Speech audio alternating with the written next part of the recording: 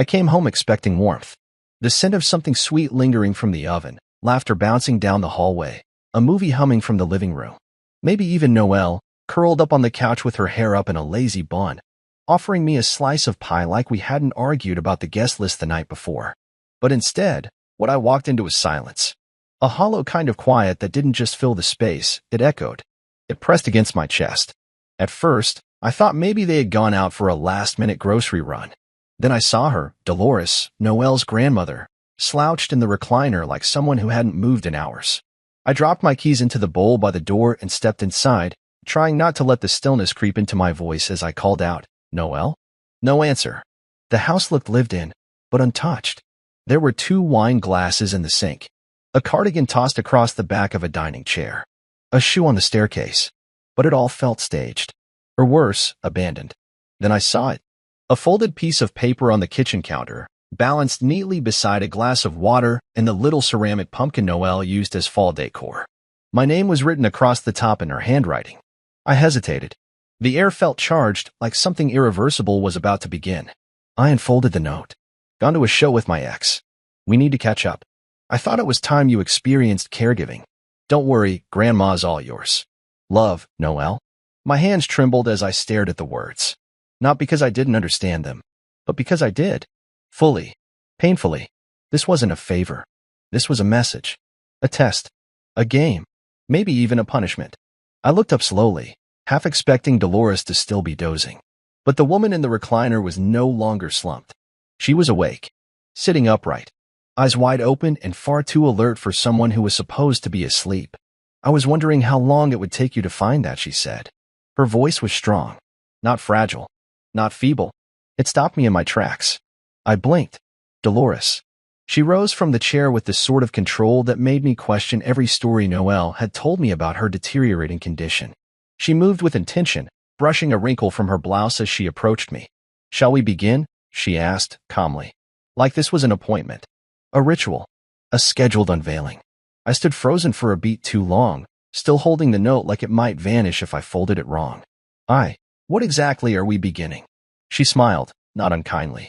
But there was a sharpness behind it, like she was sizing me up, deciding how much I could handle. "You'll see," she said. "But first, let's put that note away. We won't need it anymore." I set it down slowly, glancing between her and the countertop, half expecting Noelle to walk in any second and yell, "Surprise." Just kidding. But nothing happened. The silence held. Dolores turned and walked toward the kitchen table. With the grace of someone half her age, she pulled out a chair and gestured for me to sit. I did, still unsure whether I was part of an elaborate prank or the setup to something far more serious. "You look like a man who's just realized the floor beneath him might be made of sand," she said, sitting across from me. "How does it feel?" I stared at her. "I don't know yet." She nodded slowly, her eyes never leaving mine. "Good answer." She reached into a drawer nearby and pulled out a teapot. Chamomile, from the scent. The same kind she used to request when Noelle brought her over for visits. I'd made it for her a dozen times. I always thought she just liked the taste. But tonight, the ritual felt different. She poured with purpose. No shaking hands. No confusion. Just clarity. I watched her, trying to piece things together. "Noelle said you were declining," I said slowly. She snorted. "Noelle says a lot of things. Doesn't make them true." I sat back in the chair, the truth beginning to settle in strange corners of my mind. She lied. Dolores sipped her tea. She curated a version of me that was useful to her. Weak, confused, dependent. It let her feel powerful. And now, Dolores set down her cup, leaning slightly forward. Now, she's given me exactly what I wanted. Time, privacy, and you. My pulse quickened. Me? She smiled again. This time, something in her eyes softened. "You've been kind, Jonas. Patient. Blind, perhaps, but not unkind. And you deserve to know the truth about the woman you married." I stared at her, unsure what to say. I didn't yet know what game I was in. But I knew this much. The rules had just changed. And Dolores?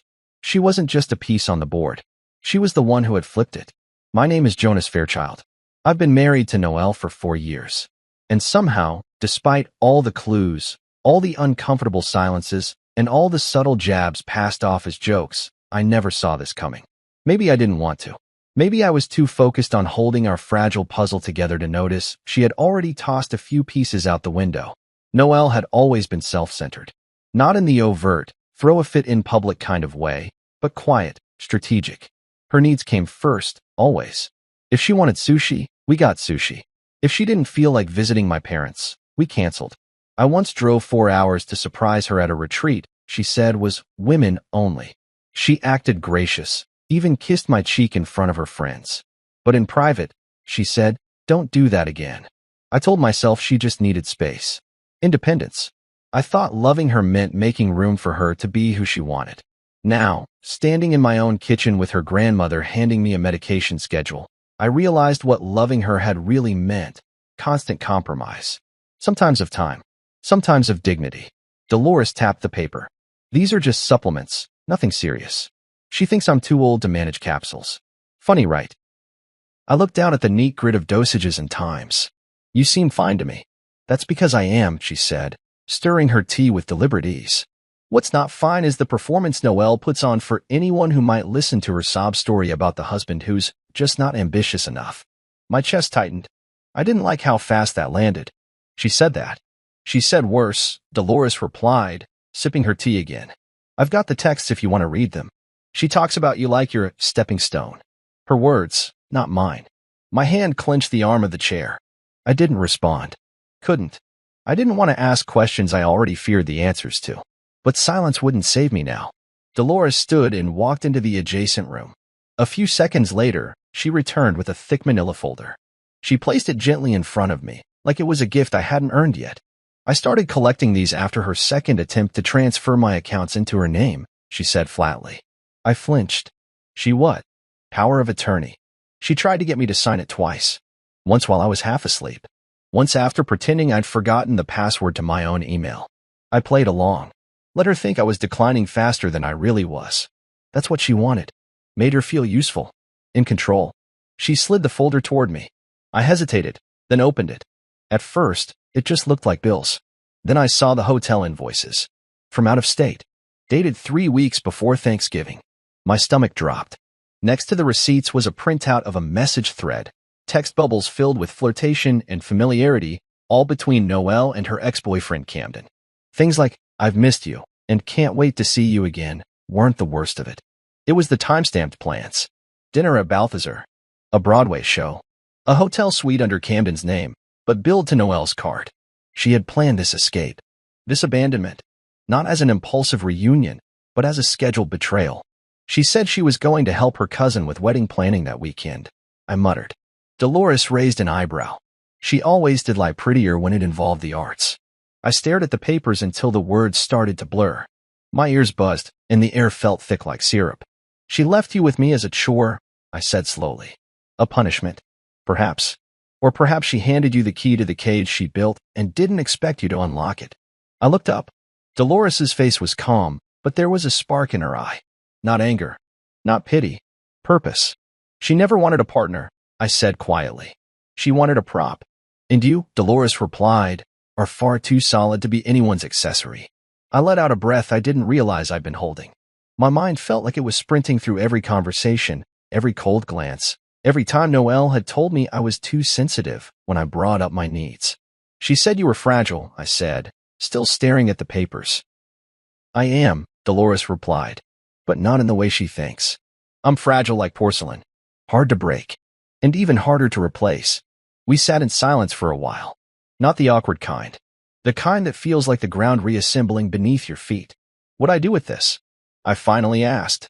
Dolores stood again, walked to the sink, and rinsed her cup. "Whatever you want, Jonas. But if I were you, I'd stop asking for permission to breathe." Her words weren't just advice. They were permission. Liberation. A subtle nudge toward the door I hadn't realized was always unlocked. That night, I didn't sleep much. But for the first time in a long time, it wasn't because I was afraid. It was because I was finally awake. The next morning, I brewed the tea this time. Dolores didn't hover. She just sat at the kitchen table, waiting with the same calm composure that made it hard to believe she'd ever been underestimated. The chamomile steeped as I stared at the folder on the counter, still open where I'd left it last night. The weight of it was more than paper. It was 4 years of pretending not to notice the way Noelle's affection always came with a price tag. For years of biting my tongue during family dinners where I was the invisible man, the plus one she barely introduced. I brought the mug to Dolores. She accepted it with a quiet nod, then looked me in the eyes and said, "Time for some truths. You ready?" I thought I was. Until she started talking. "She's been rewriting history since the day you met her," Dolores began, blowing gently across the tea surface. "Told her friends you chased her for months when you were the one who got invited to that art exhibit by her first. Told her mother you begged her to move in, when I remember her packing your boxes while you were still working late nights." I blinked, then let out a short laugh. Not because it was funny, but because I remembered those moments exactly as Dolores described them. Noelle had shown up at my apartment one Saturday, bags in hand, no discussion. Just well, I'm here now, and the expectation that I'd rearrange everything to accommodate her. I did. Dolores reached under the table and slid a stack of papers across to me. At first, I thought they were more receipts, more messages. But these were different. Printed emails, screenshots of group texts, all from a group I'd never seen before. "The family chat," Dolores said, as if reading my confusion. "I'm not in it. But my nurse once was. She sent me these. Left the job because of how Noelle treated her." I started reading. It was like peeling skin off old wounds. Noelle's sisters mocked my job, called me a glorified tech repairman. Her mother once said I was a placeholder until something shinier came along. And Noelle? She didn't defend me. She joined in. Joked about how long I'd stick around. Called me safe. Said I was the kind you settle for when the dream guys disappoint. Each message felt like a slap. Not because they were unexpected, but because deep down, I think I always suspected she didn't see me. Not really. I was just the man who filled the seat next to her. The stable one. The listener. The one who could be counted on to carry the groceries, fix the Wi-Fi, nod along at the right times. Dolores sipped her tea again. She thought I was asleep the night she booked that hotel with Camden. Thought I didn't hear her say she'd never loved anyone who didn't make her feel reckless. My grip tightened around the edge of the table. "And you didn't say anything?" "I waited," Dolores replied. "Because I've learned that truth lands harder when people fall into it themselves. And you, Jonas, you were always worth more than how she treated you. But you needed to see it with your own eyes." I swallowed the lump in my throat. She stayed with me out of convenience. She stayed because you made her look good. Because her world is about appearances, and you gave her stability. A steady man with no scandal. "And you stayed behind?" She smiled. "I stayed to make sure you didn't miss the exit." The room felt different now. As if the house itself had been holding its breath, waiting for this truth to unspool. I sat back in the chair, letting the silence stretch between us. "She ever loved me?" I asked, even though I wasn't sure I wanted the answer. Dolores looked at me for a long moment. Then she said, softly, "I think she loved how you made her feel about herself. But that's not the same thing." I nodded. I understood. I had loved her more than she had ever loved me, but even that felt like a half-truth now. Maybe I'd loved the idea of being chosen, of being the good guy who was finally enough. I hadn't realized I was just filling a role in her play. "I'm sorry," Dolores said. "You didn't do this," I replied. "No," she said, "but I've watched it happen long enough. And now it's time you stopped watching too." She pushed a small box across the table. I opened it. Inside was a key and a USB drive. The key is to my safety deposit box. The drive has copies of everything, just in case she tries to twist the narrative. I looked at her, startled. "You're giving me this?" "I'm giving you a way out. And a way forward." I sat there, staring at the key like it might burn my hand. For years I'd been waiting for Noelle to choose me, to value me. And now, someone else had someone who actually saw me. Dolores stood and stretched, her joints cracking a little. "Time to take your life back, Jonas. It's long overdue." And with that, she walked out of the kitchen, leaving me with a cup of tea, a stack of proof, and a choice I could no longer ignore. "You've been protecting a marriage that doesn't protect you." Dolores said it like she was commenting on the weather, her voice light but surgical. We were in the living room, sunlight cutting soft patterns through the window blinds, dust floating like tiny dancers between us. The room smelled faintly of lemon polish and chamomile, and the quiet crackle of the fireplace was the only sound besides her words, each one slicing a little deeper than the last. I sat on the edge of the couch, hands clasped, staring at the carpet pattern like it might give me an answer. My chest was tight. Her sentence echoed, again and again. "You've been protecting a marriage that doesn't protect you." She didn't say it to be cruel. Dolores had a way of delivering truth with grace, like a surgeon with a steady hand, calculated, but compassionate. I looked up, unsure whether to defend Noelle or just exhale and let the truth settle. Dolores didn't wait. She leaned forward, elbows on her knees, her gaze unwavering. The moment I heard Camden's name again, I knew what she was doing, and I knew what I had to do. "What did you do?" I asked, already feeling like I wouldn't be ready for the answer. "I made this weekend a test," she said. One she didn't even know she was taking. She thought she was teaching you a lesson in responsibility. But I flipped the script. She left you with me because she assumed you'd panic, fail, maybe even lash out. She expected chaos. Instead, you listened. You stayed. And more importantly, you saw her. I didn't speak. There was a part of me that wanted to scream, to cry, to rage, but nothing came. Just a sharp clarity that was growing louder than the noise she'd left behind. The next 72 hours, as it turned out, became something I didn't expect, a ritual. It started with routine. We cooked together, Dolores insisting on chopping onions herself, her knife work precise despite her age. We cleaned the guest room, folded laundry, even reorganized the spice rack, which had driven her crazy for years. It was all so domestic, so normal. And yet, each task became its own kind of therapy, like reclaiming control, one drawer at a time. But the evenings, that's when the real unraveling happened. Dolores would bring out her tea, sit by the fireplace, and tell stories. At first, they sounded like family anecdotes, harmless and even funny. But slowly, she started to peel back the curtain on who Noelle really was behind closed doors. The attempt to secure power of attorney. The way her family joked about me in private. The group texts full of mockery and strategy, how they tried to steer me into certain financial decisions, how they treated me like a background character in my own life. I'd never seen Dolores look so alive. She recited their messages like poetry, not out of spite, but from a place of firm, intentional justice. She showed me screenshots of Noelle planning to move funds into joint accounts she never contributed to. Pictures of her trying on rings with Camden, weeks before our last anniversary. My heart didn't just break, it recalibrated. It started shedding every excuse I'd built up over the years. "You were their safe bet," Dolores said that second night, her voice low but steady. "The fallback man. The one they could count on not to ask too many questions. Not to fight back. Because you were kind." I looked at her. "You make kindness sound like a weakness." "It's not," she replied. "It's only a weakness when you give it to people who treat it like currency. When you stop giving it to yourself." That night, I stood in the guest room and started packing. I didn't even know where I was going. I just knew I needed to prepare. The act of folding my shirts, zipping my bag, it wasn't about leaving, not yet. It was about reclaiming something. My voice. My worth. My place in the narrative. Dolores walked in halfway through. She didn't say anything at first. Just watched me fold a pair of jeans. Then she spoke, gently. "This isn't about revenge, Jonas. It's about clarity.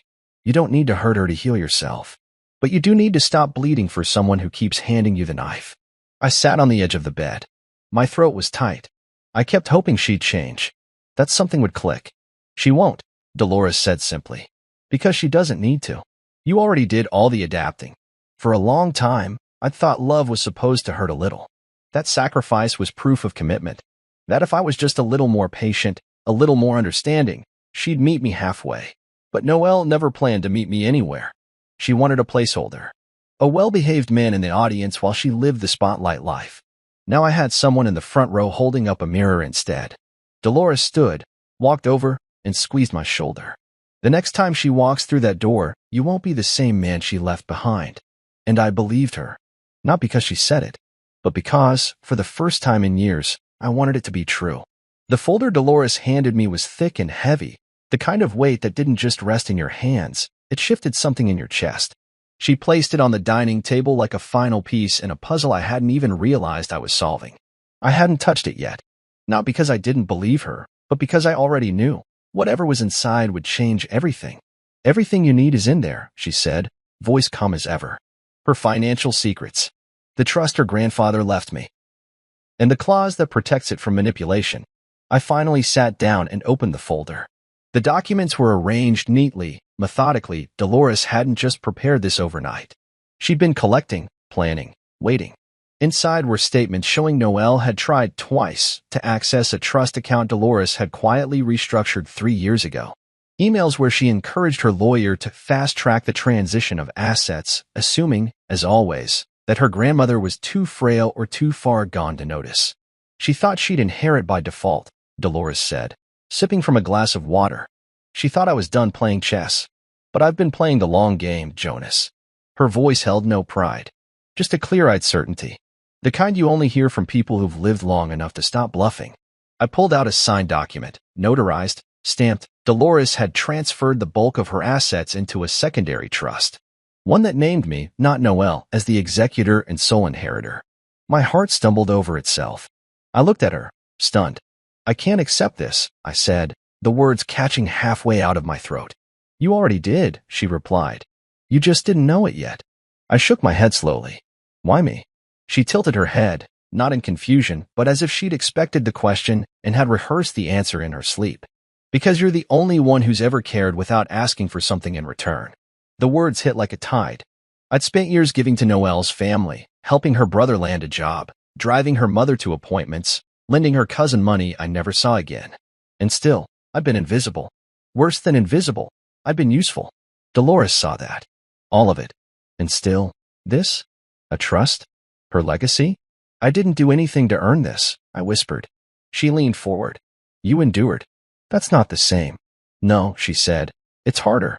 The quiet that followed was thick with things unsaid, grief, relief, a strange kind of mourning for the marriage I'd fought for while it slowly dismantled itself behind my back. I thumbed through more documents. Letters of instruction. Passwords. A sealed envelope addressed to her attorney. She had covered every angle. You knew this day would come, I said. I suspected, she answered. Noelle's always been hungry, and you were too generous to see it. That one stung, because it was true. I'd called it love, that generosity. All those times I brushed aside my needs, rationalized her behavior, told myself she was just misunderstood. I'd carried the weight of the relationship like it was a badge of honor. And now I was looking at the receipts, literally, of how much it had cost me. I don't want her to think I manipulated you. Dolores laughed, a soft, elegant sound. Jonas, darling, if anyone accuses you of manipulation, just show them my medical records. Full mental clarity, signed by 3 different doctors. I've had this notarized, filed, and reviewed more thoroughly than her wedding guest list. I actually smiled. The humor was unexpected, but it helped me breathe again. She's going to hate me. She already resents you, Dolores said, but she'll hate me more. And that's fine. I can live with that. I closed the folder slowly. And what am I supposed to do now? She looked at me as if the answer was obvious. Whatever you want. That stopped me. I hadn't really thought about what I wanted. For so long, I've been acting in reaction to Noelle, putting out emotional fires, adjusting to her whims, trying to maintain some version of peace in a house that rarely had any. But now, I had options. Power. And that was terrifying. I don't know how to be free, I admitted. Dolores stood, walked over, and placed a hand on my shoulder. That's because you've never been allowed to be. The air felt heavy, but not oppressive. Like the moments before a storm clears, when you can finally feel the wind shift.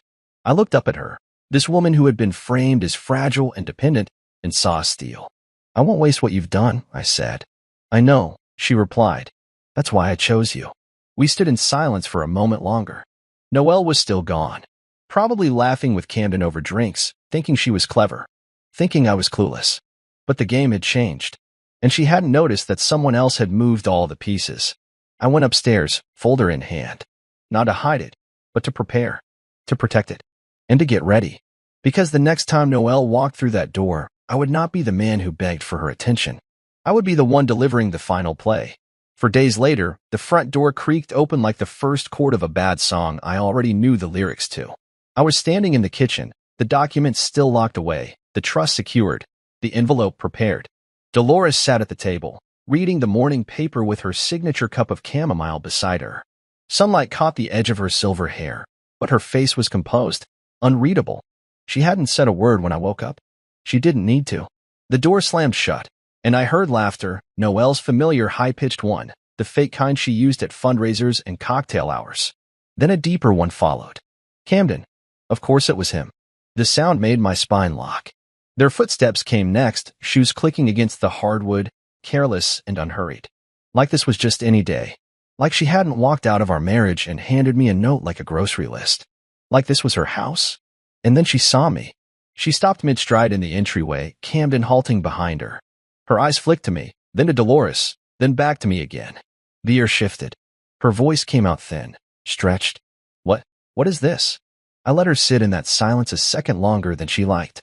A conversation, I said calmly, followed by consequences. Camden raised an eyebrow and chuckled under his breath.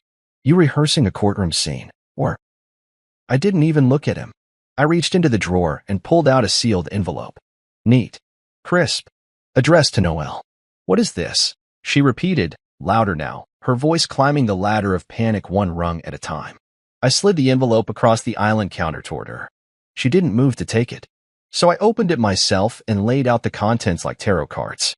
The screenshots, text messages between her and Camden, date-stamped, time-locked, hotel receipts, dinner reservations, selfies from his phone, pulled from the cloud by a friend of mine who specialized in digital recovery. I wasn't just guessing anymore. I had the entire timeline. Then came the revised trust documents. The will update. The power of attorney paperwork that she had tried to forge, disproved by notarized statements and timestamps. And finally, the annulment agreement. Noelle stared at it all as if it had materialized from another world. You went through my messages? I stared back. You left your iPad unlocked. And your grandmother with eyes wide open. Her mouth parted, a comeback almost born, but nothing came. She looked at Dolores, who hadn't lifted her eyes from the newspaper. No, this is insane, Noelle said, her voice cracking now. You're taking her side? Dolores turned a page. My side? You left me with a note and a bottle of supplements, Noelle. That's not a side. That's abandonment. Camden tried to insert himself again. Okay, this is all getting weird. Babe, maybe we should just... Don't call her that, I snapped, my voice low and sharp. He flinched, visibly. Good. I turned back to Noelle, steadying myself. You said you wanted me to experience caregiving. I did, but not how you planned. Dolores wasn't the one who needed taking care of. I was. Noelle's hands trembled now, reaching toward the documents like they might rearrange themselves if she just flipped them fast enough. What do you want from me? She asked. I met her eyes, and this time, I didn't blink. Nothing. I want out. Camden laughed again, smug. So that's what this is about? Some revenge breakup to her. I slid a second envelope across the counter, this one addressed to him. A printed draft of a restraining order, already in motion. Names, dates, witness statements. His face fell when he saw it. You stalked my wife, I said. While we were still legally married. Shared hotel rooms. There's enough here to keep you busy for months. He took a step back. You're bluffing. You're free to test that theory, Dolores said, finally folding her paper and looking up at him like he was a poorly written character in a play she didn't enjoy. Noelle shook her head, tears forming now, but they didn't move me. Not anymore. You're ruining everything, she hissed. You ruined everything, I said, not angry. Just done. And now, you don't get to narrate it. I could see it in her face. That quiet horror of someone who had always controlled the narrative, realizing for the first time that the audience had turned. Dolores rose from her chair, elegant and slow, and walked to my side. She looked at Noelle and Camden with a kind of cold majesty I hadn't seen before. You may leave now, she said, voice regal and final. And take the trash with you. They stood there a moment longer, but it was over. They knew it. Camden turned first, muttering curses under his breath. Noelle lingered, her lip trembling, but eventually she followed him out the door. When the silence returned, it felt earned. Dolores looked at me and raised her cup. To clarity. I nodded, something loosening in my chest. To the end of pretending. And then, for the first time in years, I felt like I could breathe. Fallout isn't always loud. Sometimes it comes in whispers. In the tight, calculated silence that follows a public collapse. In this case, it started online. The morning after Noelle left with Camden, storming out like she still had the moral high ground, her Instagram lit up with curated sadness. A black and white photo of our wedding day captioned, "Some chapters end before you're ready." A carousel of soft-lit images featuring her alone on beaches, holding coffee cups with that faraway, wounded gaze. The comments poured in. You deserve better. He didn't know what he had. Sending love and light, Queen. She played it perfectly. Cryptic but dramatic. Her parents followed suit. Her mother sent out a group text to family and mutual friends. Jonas has been manipulating Dolores in her old age. We fear elder abuse. Legal action may be necessary. Her father called me a gold digger in a voicemail that was more slurred than coherent. I didn't respond. Not to the texts, the posts, the thinly veiled attacks. I didn't clap back, didn't release screenshots, didn't post my side of the story. Not because I didn't have one, but because I no longer needed the validation. Dolores, however, had other plans. She called me into the study 2 days later. It was a cozy room, tucked at the back of the house, bookshelves crammed with mysteries, an old record player humming soft jazz in the corner. She sat with her phone in her lap, an eerie calm about her. "I'm going to tell the truth," she said. I blinked. "You mean, publicly?" She nodded once. "I may be old, but I'm not obsolete. And I won't sit quietly while they smear your name." Before I could argue, she tapped her phone screen and held it up. She had recorded a full 10-minute video, clear and crisp. In it, she spoke with unshaking poise about everything: how Noelle had lied about her condition, the attempt to gain power of attorney, the forged documents, the way she'd manipulated the family. She laid it all bare. No anger, just fact. Then she looked directly into the camera and said, "And as for Jonas Fairchild, he is the only one who ever treated me like a human being, and I will not let that be twisted." She posted it to her rarely used social accounts with the caption, "Truth doesn't need filters." Within hours, it went viral. It wasn't just because of the content, it was Dolores herself. A silver-haired woman speaking with such fire, such eloquence, in defense of someone half her age. It struck a nerve. People shared it. News outlets picked it up. Elderly woman defends grandson-in-law in viral video exposing family greed. I didn't even know how to process it. The quiet, invisible life I had built was suddenly under a spotlight I never asked for.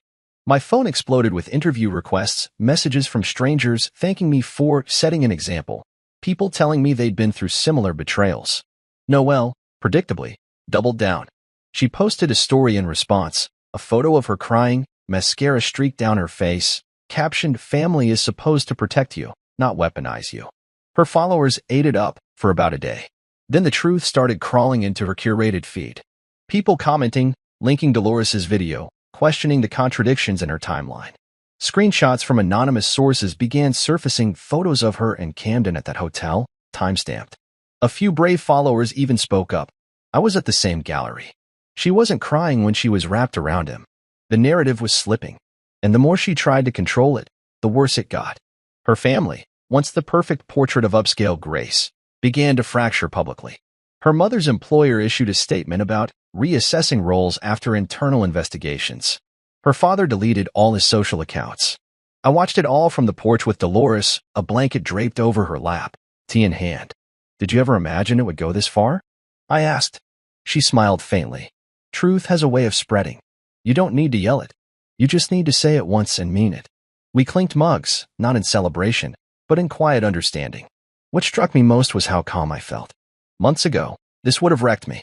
I'd have spiraled, trying to defend myself, prove my worth, fix the version of me that someone else distorted. But now, I didn't feel the urge to fight back. The war had already been won, by silence, by proof, by the power of standing still while the world realized it had been cheering for the wrong hero.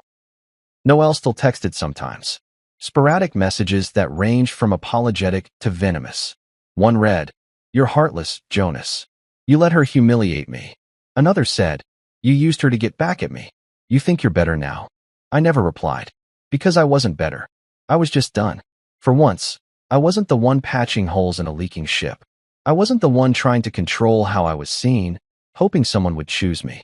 I was done handing out grace like it was candy, done proving myself to people who only saw me as convenient. Let them unravel. Let them choke on the silence they once mistook for weakness. Because this time, I held the thread, and I wasn't pulling it anymore. Noelle filed the lawsuit 3 weeks after Dolores's video broke the internet. I was having lunch with Dolores on the patio, grilled cheese sandwiches and tomato soup between us, when I got the email. Subject line, "Notice of Civil Action, Camden and Noelle Windsor versus Jonas Fairchild." I didn't open it right away. I just stared at it, thumb hovering over the screen, the pit in my stomach heavy but dull. Dolores took one look at me and said, "Well, I was wondering what took her so long." I finally tapped into it. Defamation, elder coercion, undue influence. They were reaching. They even tried to argue that I had seduced Dolores into altering her estate.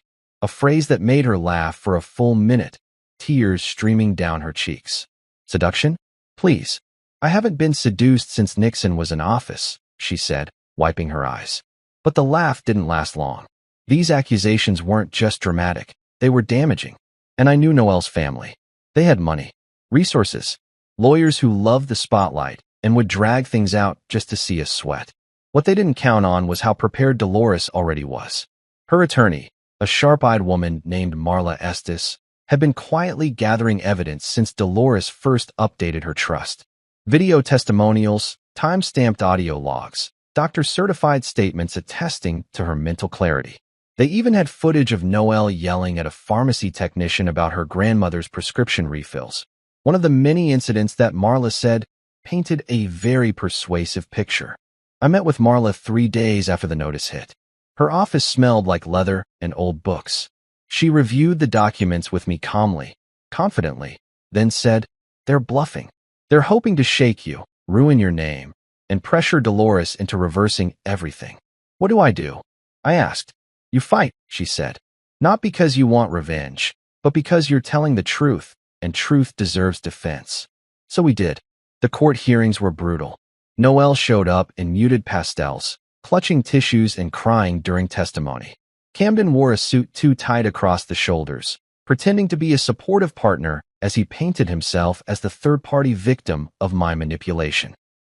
They paraded friends and relatives to the stand, people I'd once hosted in my home, shared meals with each one offering carefully rehearsed versions of events that made me sound like a schemer.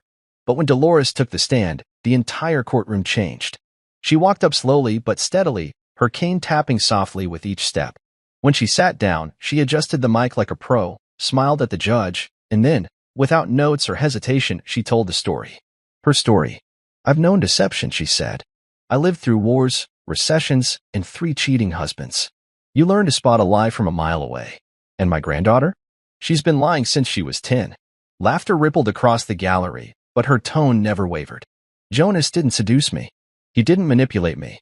He didn't even want the damn money.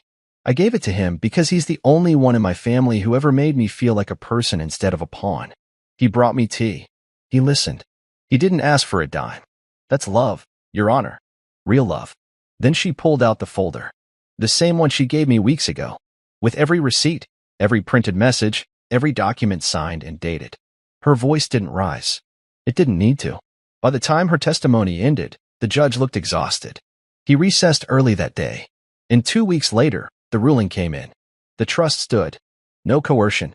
No fraud. No abuse. Noelle's case collapsed like a paper house in the rain. But I wasn't done. I filed counterclaims, defamation, emotional distress, and fraud. Not because I wanted to keep fighting, but because there had to be accountability. For the lies. For the humiliation. For the part of me that almost believed I deserved it. Dolores backed me fully. Marla pursued it with clinical precision. Every post Noelle had made, every message she'd sent claiming I'd brainwashed her grandmother, every public attempt to rewrite the story, we compiled it all. Depositions started. Noelle's voice cracked under pressure. Camden stopped showing up. Their lawyer tried to settle quietly, even offered a gag order and a payout. We declined. By the end of the process, Noelle's parents had racked up over $100,000 in legal fees. Her mother was asked to resign from a nonprofit board. Her father's small accounting firm took a PR hit they couldn't spin away. They called me vindictive. They called me manipulative. I didn't care. This wasn't vengeance. It was clarity. It was closure. Because for the first time, I wasn't just surviving Noelle's chaos. I was building something in the ashes of it. The case finally wrapped months later, and though I didn't walk away with a check or an apology, I walked away clean. Respected. Unbroken. They tried to burn me down. But all they did was light a match beneath a man who had already stopped pretending to be anything but fire. Thanksgiving arrived like an echo of the one that had started it all, but this time, there was no silence. No folded note. No empty place at the table with questions clinging to the air like cobwebs. This time, there was just warmth. And laughter. And cranberry sauce splattered across the counter because I had absolutely no clue how to use a hand mixer. Dolores laughed as I cursed under my breath, holding the bowl in place while the red mess streaked up my shirt. "You're a menace in the kitchen, Jonas," she said, wiping her hands with a dish towel, "but at least you're enthusiastic." The kitchen in our new coastal home was smaller than our old one, but it didn't feel like less, it felt like ours. The window faced the ocean, and you could hear the waves on days when the wind blew just right. I'd picked the place for peace, but Dolores said it had soul. She was right. We both needed a fresh start. After the lawsuits, the public drama, and the private unraveling of the life I thought I'd built, this house had become a kind of refuge. Noelle had stopped trying to reach me after the court ordered her to pay legal fees and dismissed her claims. Her messages dried up. The social media posts turned sporadic and vague, soft-pedaled hints that her life hadn't gone the way she expected. I hadn't blocked her. I didn't need to. She no longer had access to anything that mattered. The nonprofit had been Dolores's idea. She called it Second Hands, an organization focused on supporting caregivers who had been abandoned, overworked, or forgotten by the very people they were trying to help. She asked me to help build it, and I did, with everything I had. I left my old job behind without regret. We launched a website, assembled a board, and began hosting small events around the city. Donations started slow but steady. The stories poured in. Nurses who worked through holidays, spouses who had watched partners forget them, adult children caught in impossible decisions. We gave them more than a voice. We gave them each other.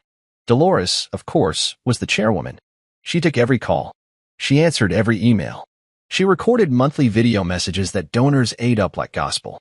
At 78, she had become a sort of accidental icon for dignity in aging and advocacy. And I just kept the lights on, coordinated logistics, and handled the things she didn't want to. We made a good team. I pulled the burnt pie from the oven and placed it on the counter with theatrical defeat. Dolores raised an eyebrow. Well, she said, it's not blackened, per se.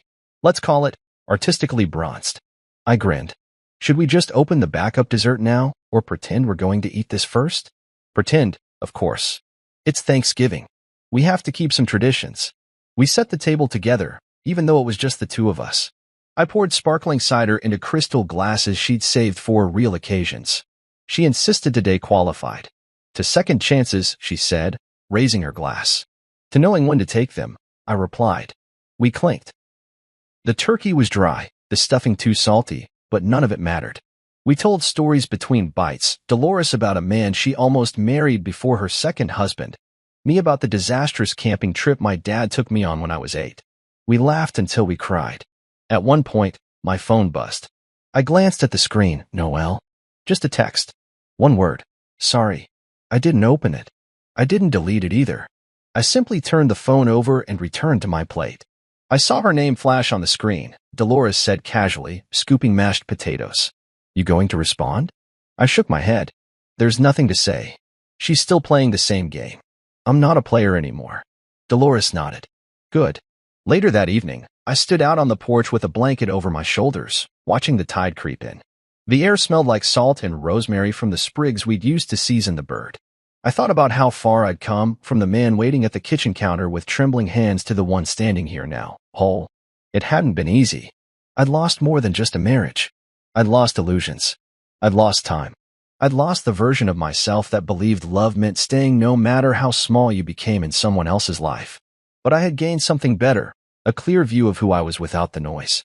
Inside, Dolores turned on old records. Nina Simone floated through the air, soft and haunting. I smiled.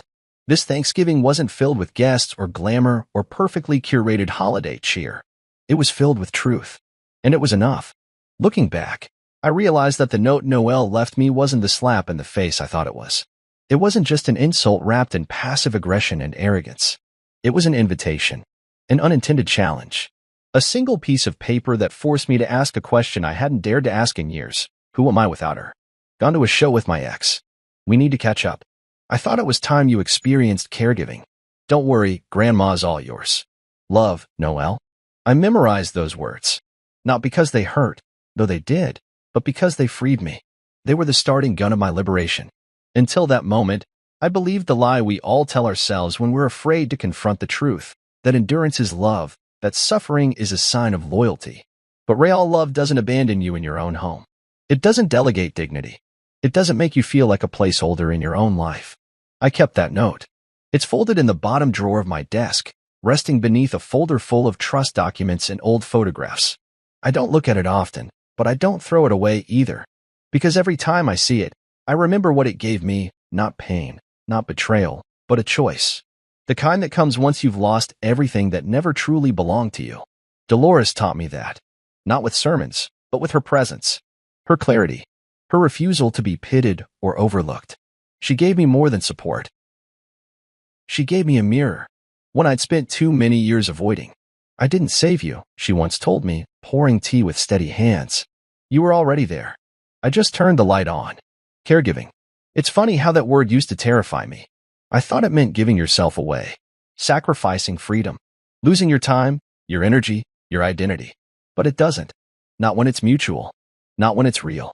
Caregiving, I've learned, is just another form of love. Not the kind you shout about on rooftops or turn into Instagram captions. The kind that happens in silence, in patience, in cleaning out a medicine cabinet or holding someone's hand at the doctor's office. It's showing up, even when there's nothing glamorous about it. Noelle never understood that. Her version of love was performative, transactional. She loved the idea of being seen as someone who cared. But caring? That's a different story. That takes depth, stillness, surrender. And Noelle didn't do surrender, only spectacle. In the months since everything unfolded, I've learned to measure love differently. Not in grand gestures, but in consistency. In quiet mornings with no tension. In shared laughter over burnt toast. In knowing someone sees you and still chooses to stay. Dolores stayed. She didn't have to. She could have taken her trust, her money, her dignity, and built a fortress around herself. But she let me in. And in return, I showed up. Day after day. Not because I owed her, but because she deserved it. Because I did, too. Sometimes we sit out on the porch and talk about everything and nothing. She tells me stories about her youth, some sweet, some scandalous. I tell her about the nonprofit and the calls I get from people across the country who feel seen for the first time. We don't talk about Noelle much anymore. That chapter closed itself. But sometimes, in the spaces between conversation, I wonder if she ever really meant to start a war, or if she just never expected me to win one. I still get texts from her. Random. Sporadic. One came just last week. No subject line. Just, did you ever really love me? I didn't respond. Because the truth is, I did. In the best way I knew how. I loved her through her selfishness. Through her cold spells. Through every subtle insult dressed as a joke. But that love was a version of myself I've outgrown. The kind that waits to be appreciated. That hopes silence will someday be rewarded with grace. I don't love that way anymore. No, I love myself. Not in a selfish, surface-level way, but in the deep, grounded way that says, I am enough. I am not disposable. I do not need to prove my worth through endurance. I can walk away from anyone who only shows up when the spotlight is on. Dolores says I've changed. That I smile more. That I speak more clearly. That my silences feel lighter now. Maybe she's right. Or maybe I'm just finally living as the man I was always meant to be. Sometimes, people ask me if I regret it. The marriage. The years I spent with Noelle. The breakdown of what was supposed to be a forever kind of love. And I always tell them the same thing. No. Because it brought me here. Here is a modest home by the coast. A mug of tea warming my hands. The faint sound of jazz playing from an old speaker. A handwritten thank you card from a single dad in Ohio who said our nonprofit saved his sanity. Here is peace. Here is clarity. Here is a love that's quiet and fierce and entirely mine. And in this quiet, I finally understand what care really means.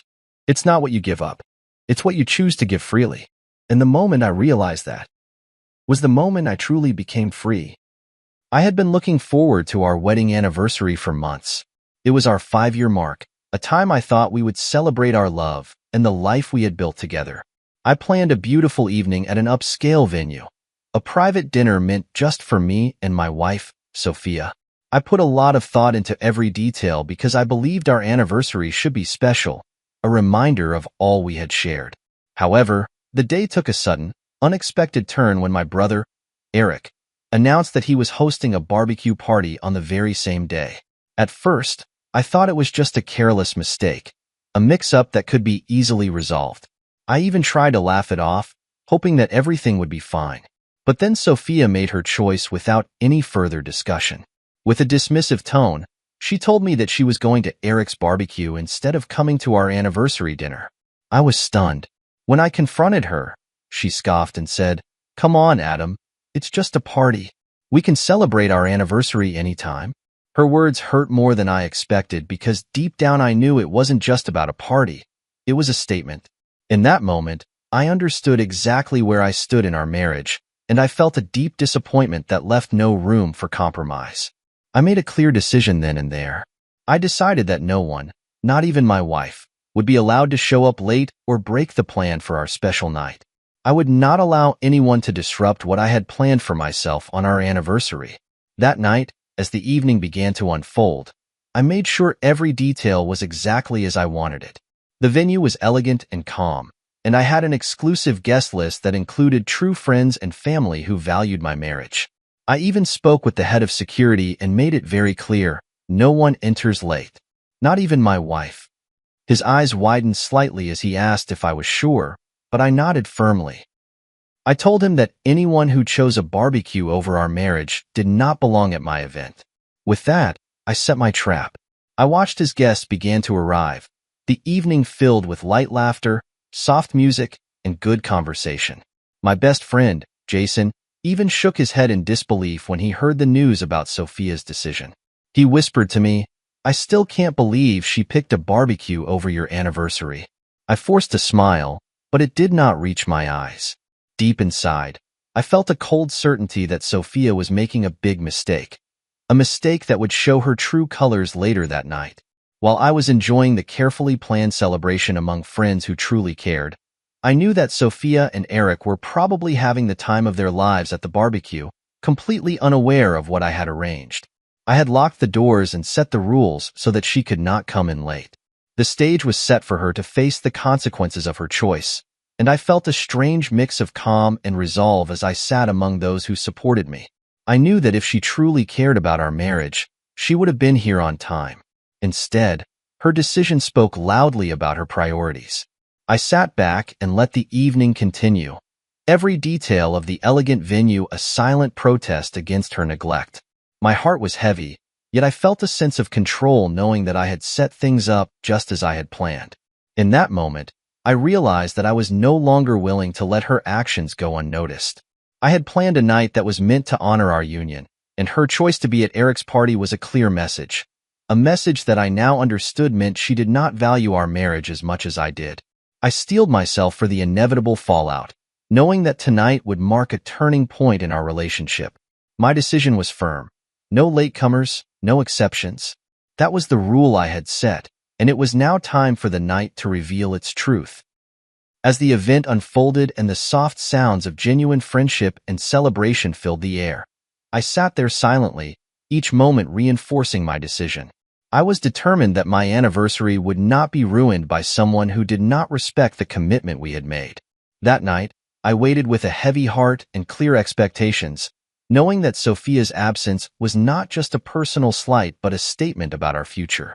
And so, in the quiet of that elegant evening, the truth began to show itself, a truth that I would not let go unchallenged. The next morning, I woke up early with a clear plan in mind. I spent extra time getting ready, not out of worry but out of determination to make sure everything was perfect. I knew exactly what I had to do so that nothing would go wrong. I had chosen a beautiful, elegant venue that would speak for itself, a place where every detail was arranged just right. I had invited only the people who truly mattered, those who supported our marriage and respected our commitment. I had carefully curated the guest list to include close friends and family who I trusted. Every light, every table, and every little decoration had been set up to remind me that this night was about celebrating what I had worked so hard to build. Before the event started, I took a moment to speak privately with the head of security. I looked him straight in the eye and said, in simple and firm words, "No one enters late tonight. Not even my wife." I saw his eyes widen a bit as he hesitated and asked, "Are you sure, sir?" I nodded slowly, making it clear that there was no room for second-guessing. I added quietly, "Anyone who chooses to put a barbecue over our marriage does not belong here." My words were simple, but they carried all the weight of my feelings. With that, the trap was set. I could feel the importance of every instruction I had given. This was not about being mean or spiteful. It was about showing, with clear and honest rules, how much I valued our marriage. I wanted everyone to know that tonight was meant to honor our union, and that disrespecting that was not acceptable. I took a deep breath and let the reality of the plan sink in. I imagined the night unfolding exactly as I had arranged, with every detail in place. I pictured the elegant venue, the carefully arranged tables, and the guests who would be sharing in this celebration. It was a moment of control and clarity for me. As the day went on, I checked every detail myself. I made sure that the staff knew the schedule, that the lights were set to the perfect mood, and that the sound system played soft, inviting music. I even walked around with the security team to double-check that all the doors were secured and that no one would be allowed in after the agreed time. My heart was steady as I repeated the rules in my mind. I had built everything up so that tonight could be exactly what I needed, a night to mark my own feelings about our marriage. Throughout the morning, I kept thinking about the simple rule I had laid out. I thought about how sometimes actions speak much louder than words. I had already felt the sting of her choice the day before, and now, by setting these clear rules, I was making sure that the truth would not be hidden. I was ready to show that if you do not value what you have, then you must face the consequences. It was a quiet act of self-respect, a way of taking back control of my own life. I recalled every moment that led up to this point, the careful planning, the disappointed look on my face when I learned about the barbecue, and the steady resolve that had grown in me ever since. Everything had led me to this moment, and I was determined not to let it slip away. When the time finally came, I stood at the entrance of the venue with a sense of purpose. I was not worried about hurting anyone. I was more focused on showing that my marriage, my commitment, was something that deserved respect. As each guest arrived, I could see that the rules I had set made it clear that this was a night for those who truly cared. I had made sure that everything was in place. I had spoken the truth in simple words, and now I was ready to let the night take its course. With every detail checked off and every rule firmly in place, I felt a calm satisfaction. Tonight was going to be a turning point, a statement about what mattered in our lives. And as I watched the door, knowing that no latecomers would be allowed, I felt that my decision was right. I had set the rules, and in doing so, I had set the stage for the rest of the night to follow exactly as I had planned. The guests began to arrive at the venue one by one, and I watched as they entered with warm smiles and friendly greetings. The room was softly lit and decorated with simple yet elegant details. A few candles here, some fresh flowers there. Everything arranged to create a calm and welcoming atmosphere. I felt a mix of emotions as I looked around. On one side, there were familiar faces of close friends and family who had come to support me, and on the other side, I knew deep inside that something important was missing. That something was Sophia. I had set everything up carefully, and tonight was meant to be a celebration of our 5-year marriage. I wanted it to be a night of warmth and sincere connection, a moment where our love was honored in the simplest way. Yet, as I looked at the clock, I could not shake the heavy truth that she was not there. I knew she was at Eric's barbecue, laughing and enjoying herself with my brother, while I was here, trying to keep the plan exactly as I had arranged. Inside, the music was soft and the conversations low and sincere. Every time I looked around, I saw that the people I trusted were there. Friends who had been with me through thick and thin, and family who believed in the strength of our union. They greeted me with quiet words of encouragement and gentle pats on my shoulder.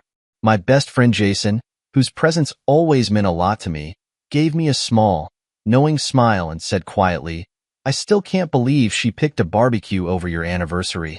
I managed a short, tight smile in return, although it did not hide the disappointment I felt deep down. I tried to focus on the celebration itself. I took a moment to stand and talk with the guests, making sure everyone felt welcome and appreciated. Their voices were kind and understanding. I found myself listening carefully as people spoke about memories of our marriage, happy times, shared laughter, and moments when our love had carried us through tough days. These words, even when simple, helped me remember that what we had built was strong and real, even if it now felt under threat.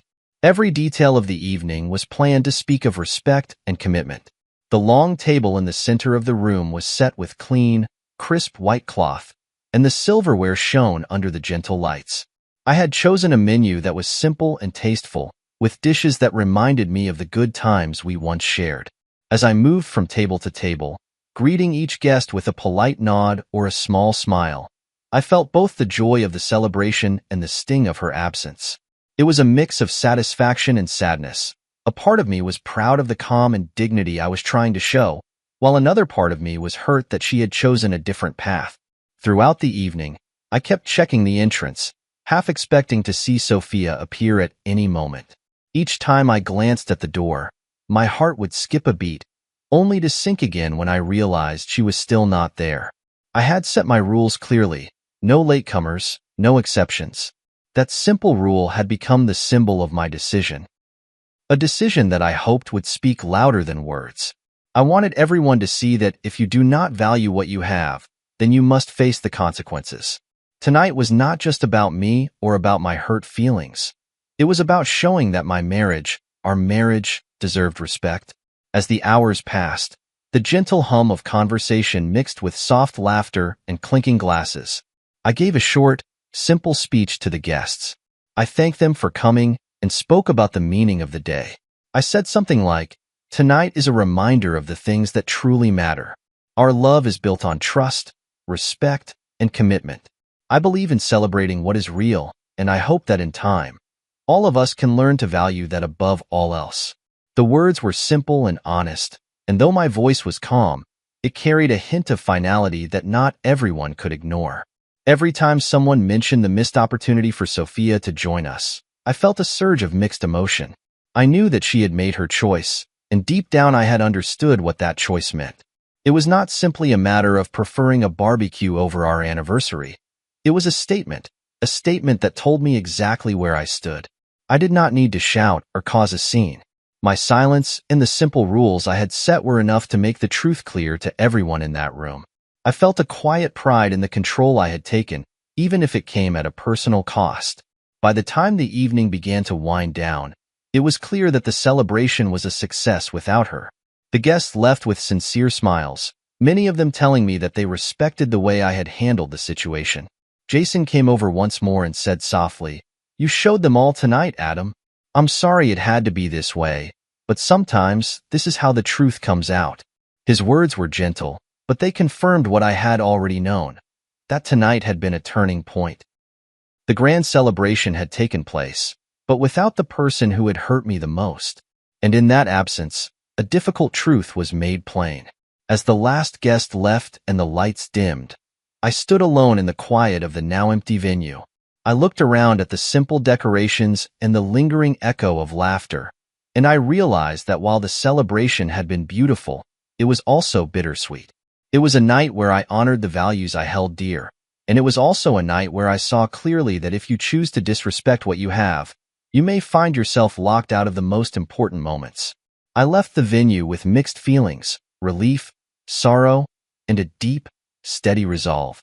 The grand celebration had gone on without her, and in that simple truth, I felt that I had made a choice for my own future. I knew that the coming days would bring more questions and more difficult moments, but tonight, I had taken a stand. I had shown that when you decide to set clear rules, you can shape the outcome of your own life, even if it means facing the pain of loss. And as I walked away from that night, I carried with me the lesson that some choices leave a mark that no one can erase. A lesson written in the quiet success of a celebration held for those who truly valued the love and respect that I believed in. I was in the middle of the celebration, feeling the gentle hum of music and warm laughter all around me, when my phone suddenly buzzed. At first, I ignored it, letting it ring for a few moments as I tried to focus on the calm joy of the evening. But then a text message arrived from Sophia. The words on the screen read, "Hey, I'm on my way. Got caught up at Eric's. I'll be there soon." I stared at the message for a moment, my heart tightening. I already knew that she had chosen the barbecue over our special night, and now this message was proof that she was late. I did not reply. I simply let the phone keep buzzing softly on the table. A few minutes passed, and another text came through. This one was shorter, and it carried a sense of urgency. "Babe, why aren't you answering?" I couldn't help but let a small smirk cross my face. The message told me that she was starting to feel the pressure, a feeling that I had expected all along. I felt no rush to respond. Instead, I continued talking with my guests and enjoying the evening that I had planned so carefully. I wanted the rules I had set to stand firm. No late arrivals, no exceptions. Then, as if to add the final note to her growing panic, a third text arrived. The message was blunt and demanding. They won't let me in. Adam, open the door now. I paused and looked at my phone, my eyes briefly scanning the words. It was clear that by this time, she had hit the wall. The security at the venue was not letting her in because I had made my intentions clear. I felt a mix of satisfaction and sadness as I read it. I knew that her message was a desperate cry, a moment when her choice had finally caught up with her. I raised my glass slowly, my hand steady as I glanced around the room. I saw the familiar faces of friends and family who were quietly observing the unfolding events. They knew what had been planned and understood the weight of the decision that had been made. I did not feel a need to shout or make a scene. I simply let the situation speak for itself. Instead of answering or rushing to the door, I let the message remain unanswered on my phone. I continued to enjoy my night, each sip of my drink a silent reminder that I had set clear rules long ago. Outside, I imagined the scene.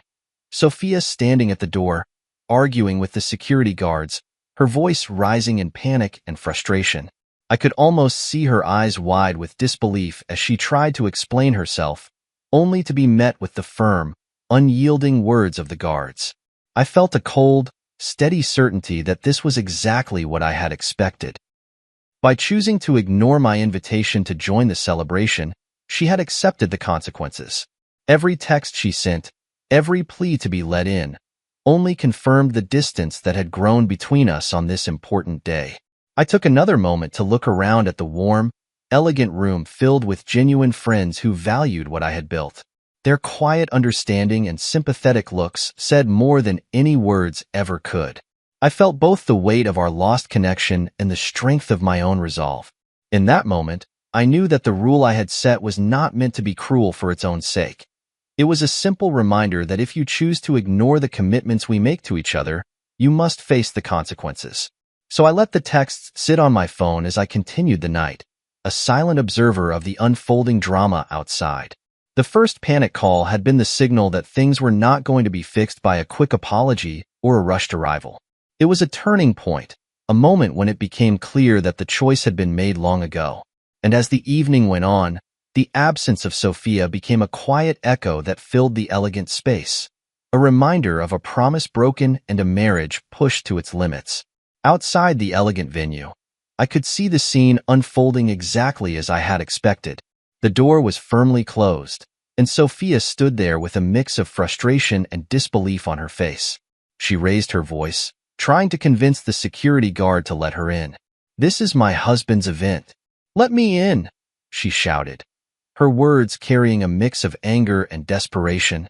The guard, standing firm by the door, shook his head. "I'm sorry, ma'am, but the instructions are clear. No late arrivals," he said simply. His tone was steady, leaving no room for negotiation.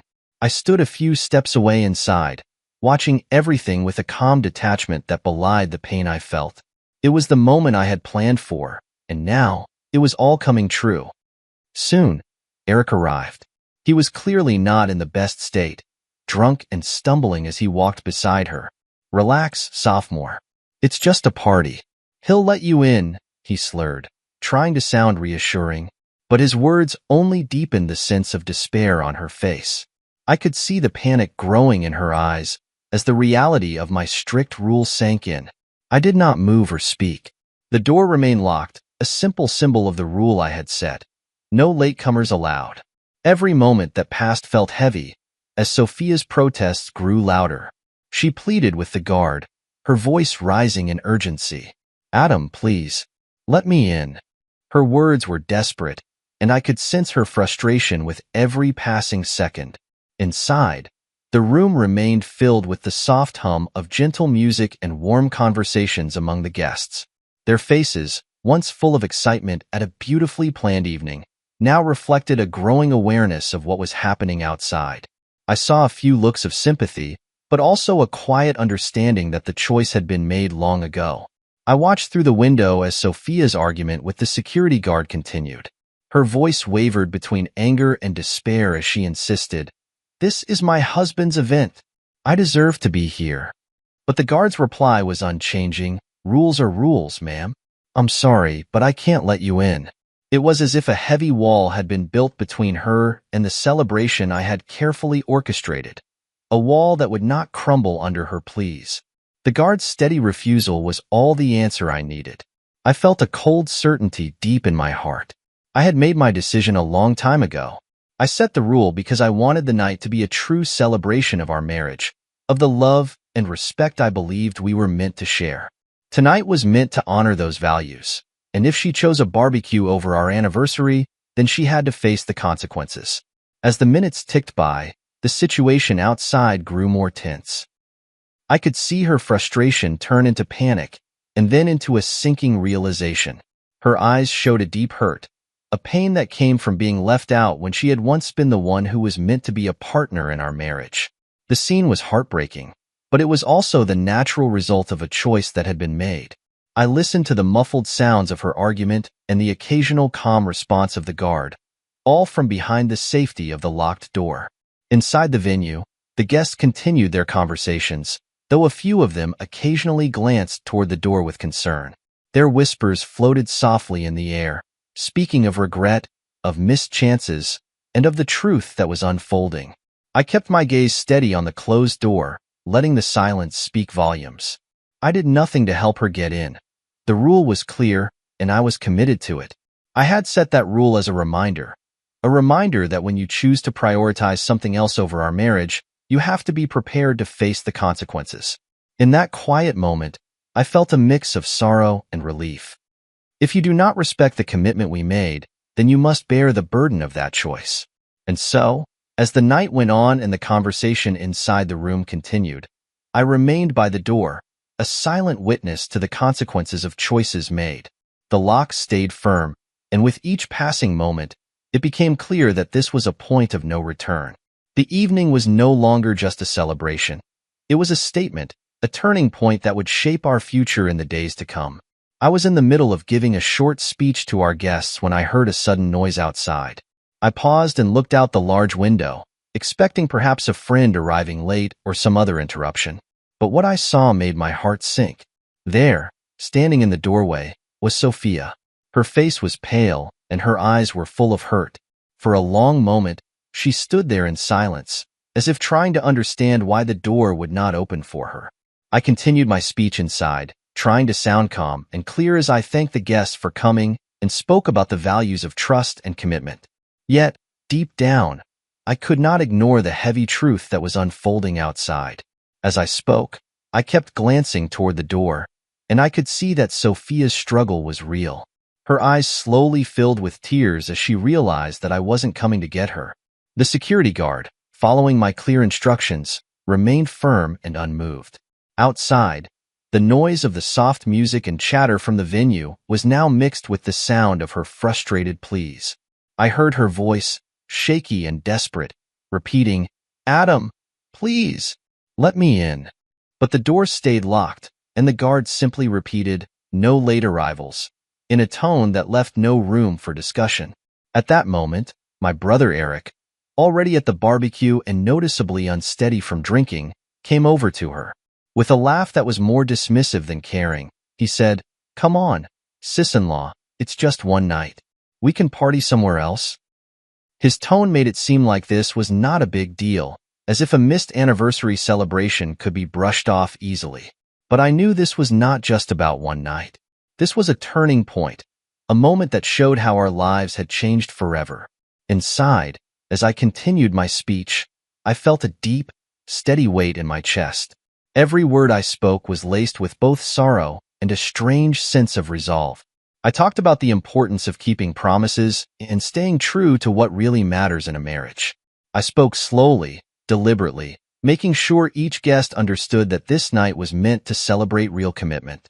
But as I spoke, I could feel my heart hardening a little more with each moment that passed and with each call that came in from her phone. I noticed that after her first call outside, she tried again and again to reach me.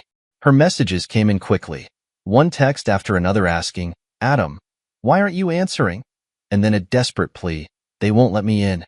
Adam, open the door now." But I kept my phone silent. I did not answer. I let those messages hang there, unanswered, as a quiet declaration that the rules I set were final. Every minute that ticked by made the truth sink in for her.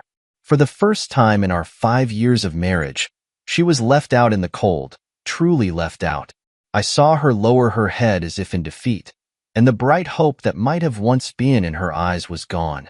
It was clear to everyone watching that she felt the full weight of being abandoned by someone she had once trusted. The sound of her repeated calls and the soft sobs in the background told a story that no words could. There was no comforting her that night. There was only the harsh truth that her choices had brought her to this very moment.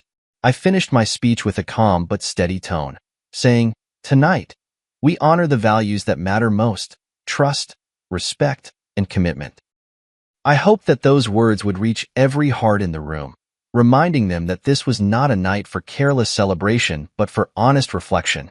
The room fell quiet after I finished speaking, the only sound coming from the soft music and the quiet murmurs of our guests. In that silence, I felt a deep and sorrowful clarity. I had made my choice long ago, and now it was clear that Sophia's decision had real consequences. When the final text came in, I simply left it unanswered. I blocked any further calls or messages, not out of anger, but because I had already made up my mind. The locked door outside became a powerful symbol of the turning point in our marriage, a symbol that showed, in the simplest terms, what happens when one chooses a path away from true commitment. I looked out one last time, seeing Sophia's figure standing small and alone in the doorway, and I felt a mix of regret and resolve. That moment, as it sank deep into the night, was the moment everything changed. I had set the rules, and now I was watching them take effect. Sophia's face, filled with hurt and disbelief, was a reminder that some choices come with heavy costs. And as I stood there, speaking softly into the microphone and letting my words echo in the elegant venue, I knew that nothing would ever be the same again. This was not just one missed anniversary. It was the day our marriage took its final, irrevocable turn. A day when the truth could no longer be hidden behind excuses or empty promises. It was the moment everything sank in, and the reality of our lives was laid bare for everyone to see. Months later, life had settled into a new normal, a normal that I had chosen for myself. I sat in my small, quiet apartment on the day of my next anniversary, the one I spent all alone. It was a simple day, but I did not feel lonely or sad. Instead, I felt free and relieved. I had learned a hard lesson about respect, and now I was moving on. I looked out my window and saw the sun shining on the busy street below. In that soft light, I realized that I no longer needed to wait for someone who could not value our marriage. Every time I passed by a place where friends used to gather for our celebrations, I remembered the night that changed everything. I recalled how I had set the rules and how I had let Sophia face the consequences of her own choice. Eric still threw his meaningless parties, loud and careless, as if nothing mattered. And Sophia? She still tried to call me, still sent messages hoping I would let her in. But I had learned that if a partner does not put our marriage first, then they do not deserve a place in it. On this anniversary, I decided to mark the day in a way that celebrated my own life. I went out to a quiet cafe with a couple of true friends who had stood by me through it all. We sat at a small table outside, the warm sun on our faces and a gentle breeze carrying away the remnants of the past. My best friend Jason raised his glass and said simply, "To fresh starts." I smiled and clinked my glass with his, feeling a warm glow of hope. There was no regret in my heart now. I did not spend the day mourning what was lost or what might have been. Instead, I filled the hours with small acts of kindness toward myself, reading a good book, taking a long walk in the park, and even writing a few lines in a new journal. I wrote about the lessons I had learned, about the importance of honesty and the need for respect in a relationship. I reminded myself that I had the power to choose my own path, and that path no longer included someone who had let me down. I often thought back to that night when I set the rules and locked the door. At the time, it had hurt deeply, but now it was a clear turning point. I had stood by my principles and shown that if you choose something else over your commitment, you must be ready to face the cost. I had learned that actions speak much louder than words. When you make a choice to ignore what truly matters, the result is clear and painful. And I had seen that truth with my own eyes. Even now, I received occasional calls and texts from Sophia, filled with apologies and desperate pleas for forgiveness. But I let them go unanswered. I had moved on from that hurt and found peace in knowing that some lessons are learned too late. I believe that every person should value and honor their promises. And if they did not, then they had no right to be a part of my future. Eric's parties continued, loud and full of empty chatter, but they no longer held any power over me. They were just reminders of a past that I had outgrown. The more time passed, the more I realized that my life was meant for better things. I began to work on new projects, to invest in my dreams, and to enjoy the simple pleasures that life had to offer. My days were no longer defined by the hurt of that anniversary night, but by the promise of every new morning. On that next anniversary, as I sat alone with a small cup of coffee and a warm smile, I felt a deep gratitude for my new beginning. I had no bitterness left in my heart, only a steady determination to live a life of honesty, respect, and self-worth. I had learned that if someone cannot prioritize what is important in a marriage, then they do not deserve a place in it. And so, I celebrated not just the end of a troubled past, but the start of a future that was entirely my own. I knew that moving on was not about forgetting what happened, but about choosing to grow from it. Every memory, every regret, was now a stepping stone toward a brighter, simpler future.